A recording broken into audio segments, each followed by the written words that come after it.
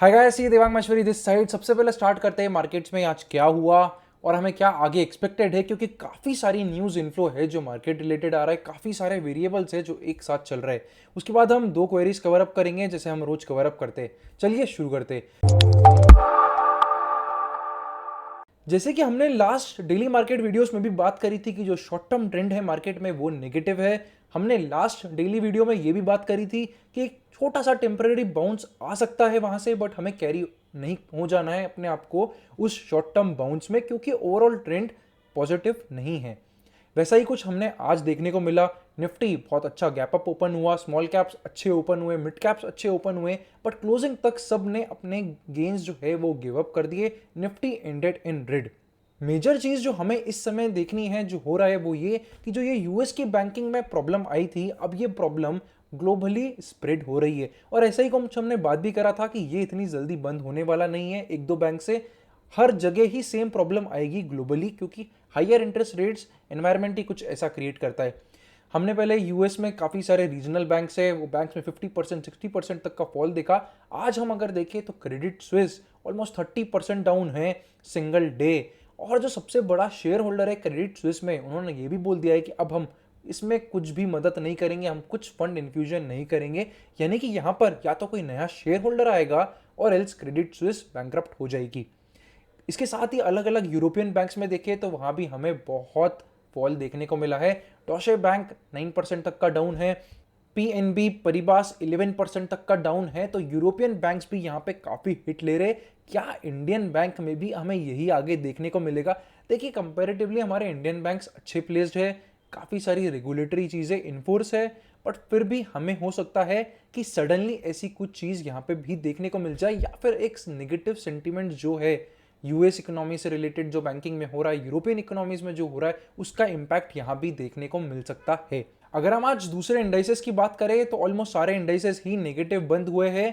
Consumer durable और Nifty metal ये दो पॉजिटिव बंद हुए। निफ्टी मेटल 1.8% अब बंद हुआ है। Credit goes to Adani enterprise, जो कि अभी करेंटली मेटल में जो मूवमेंट्स हो रहे हैं वो अदानी एंटरप्राइज का रोज का 5% 8% का जो वोलाटिलिटी है उसी के साथ निफ्टी मेटल भी ओवरऑल फ्लो कर रहा है। अगर पीएसयू बैंकिंग देखे तो 1.2% माइनस, प्राइवेट बैंकिंग देखे तो 0.85% माइनस। कुछ इंपॉर्टेंट चार्ट्स हम यहाँ पे डिस्कस करते हैं। सबसे पहले बैंक निफ्टी के ऊपर बात करते हैं। यह है अभी आपके सामने बैंक निफ्टी का वीकली चार्ट। अगर हम देखें ग्लोबल लेवल पे ही हमें बैंकिंग में वीकनेस दिख रही है, और वैसी ही वीकनेस आज हमें बैंक निफ्टी में भी देखने को मिली। अब देखिए यहाँ पे ओवरऑल जो बैंक निफ्टी है ये यहाँ पे एक ब्रेकडाउन हो रहा है। ओके, एक काफी समय से कंसोलिडेशन चल रहा था ऊपर नीचे की रेंज, बट यहाँ पे एक ब्रेकडाउन हो गया है। तो यहाँ पर एक जो सेलिंग है वो इंटेंसिफाई हो सकती है, और जैसे कि हमें बैंकिंग में एक अच्छा यहाँ पे नेगेटिव सेंटीमेंट डेवलप होता हुआ दिख रहा है। फर्दर 3% तक का फॉल यहाँ पर आ सकता है एक तेजी में। इन सब के साथ अगर हम एक और चीज देखें वो ये कि crude oil, suddenly crude oil में 5% का ओवरऑल फॉल देखने को मिला है। बट क्या ये पॉजिटिव है इंडियन मार्केट्स के लिए? देखिए, कभी भी क्रूड ऑयल हो गई, करेंसी हो गई, इसका direct 1 to 1 impact Indian markets पे नहीं पड़ता है। समझिए कि यहाँ पे 40-50 वेरिएबल्स है जो डे टू डे लेवल पे प्ले आउट कर रहे हैं। ग्लोबल फैक्टर्स क्या हो गया, मैक्रो क्या हो गया, माइक्रो क्या हो गया। तो इससे अगर आप ये चीज निकाल रहे हैं कि क्रूड क्योंकि गिरा है तो इंडियन मार्केट्स के लिए बहुत अच्छा है, क्या हमारी करेंसी अप्रिशिएट हुई है तो ये इंडियन मार्केट के लिए बहुत अच्छा है, या आईटी स्टॉक्स के लिए बहुत अच्छा है, इसका कभी भी 1 to 1 रिलेशन नहीं होता है। इसलिए ये एनालिसिस दो बहुत सदियों से आप सुनते आ रहे हैं, ऐसा ही हो रहा है, इस तरीके से ही आपको चीजें दिखती है, बट ऐसा बिल्कुल भी नहीं होता है। इसलिए इसके 1 to 1 कोरिलेशन में कोई भी एक फैक्टर का डायरेक्ट निकालने की कोशिश ना करें। आज अगर हम एडवांस डिक्लाइन रेशो की बात करें तो 0.79 का रहा है। एफआईआई वापस से आज सेलिंग हुई है 1200 करोड़ के आसपास की। डीआईआई ने नेट बाइंग करी है 1823 करोड़ की। ओवरऑल मार्केट स्टेटस का आपको ध्यान देना है, ग्लोबली बहुत सारी न्यूज है, इसलिए स्टॉप लॉस को फॉलो जरूर करिए।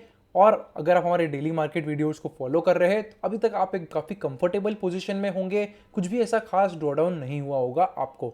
चलिए अब हम बात करते हैं क्वेरी सेक्शन की। सबसे पहले स्टॉक पे बात करते हैं, वो है वेदांता लिमिटेड।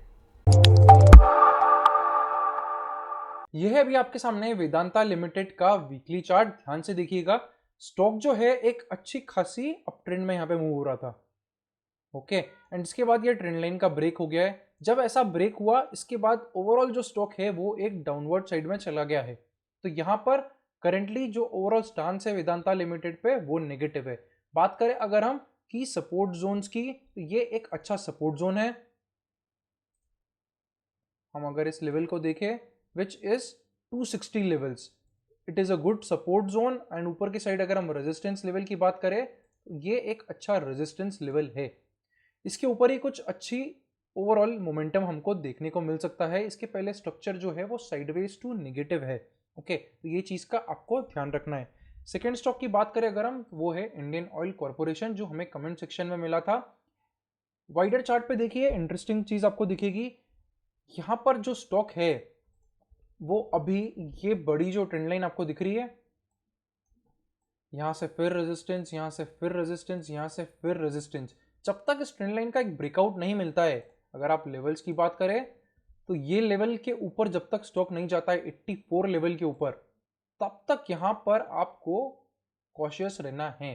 तो ये है आज का मार्केट अपडेट। मार्केट अपडेट अच्छा लगा है तो चैनल को सब्सक्राइब करना मत भूलिएगा। मिलते हैं फिर से अगले वीडियो में। Thank you for watching. C A Devang Maheshwari.